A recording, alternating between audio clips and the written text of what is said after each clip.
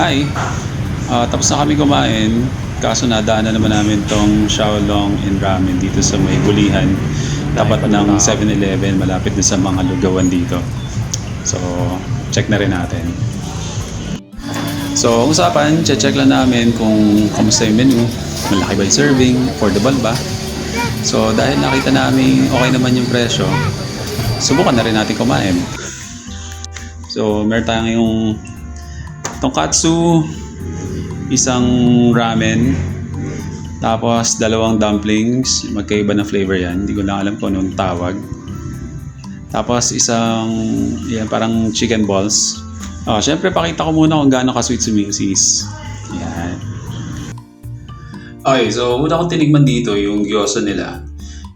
Tapos dito pa lang, alam ko na kung bakit maraming tao dito. Kasi para sa mga working class, relatively affordable to. Unlike dun sa ibang mas malalaking Japanese at saka Chinese restaurant, di ba?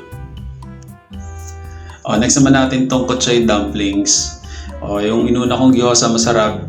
Asahan nyo na masarap din to. Hindi lang halata sa mukha ko kasi kakagaling lang talaga namin sa dinner.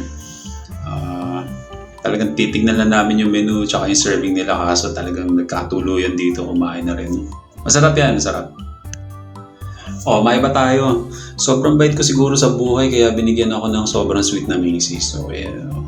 Diba? By the way, masarap yan. Masarap yan, masarap. Hindi lang ako mahilig sa mga ramen pero okay na okay siya. Dito na tayo sa ating main course. Pork tonkatsu. Favorite natin to. Masarap siya, malaki yung serving. Pwede siya sa pandalawang tao siguro. Kasyang-kasya sa amin to. Tapos okay din yung sauce niya, yung texture okay din. Okay din. Sa 149 pesos, ayos na ayos to kasi good for 2 siya eh.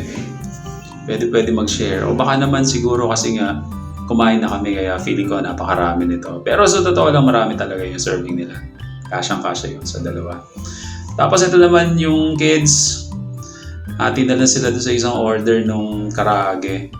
Sabi nila para daw chicken balls. Well, chicken balls naman siya talaga. Hindi na siguro nila masyadong ma-appreciate kasi nga busog na dalawa. Kanina pa kumakain yan. Pero parang dito sila nasarapan sa soup. Kasi hindi na namin mahubos eh. So, pinaghati na lang namin sa kanila yung broth nung ramen. The picture, video, tapos uuwi na kami. By the way, ito nga pala yung nagastos namin dito. Humirit pa sa huli. 625. Yan, lahat-lahat nung kinain namin. So, yun lang. Bye-bye.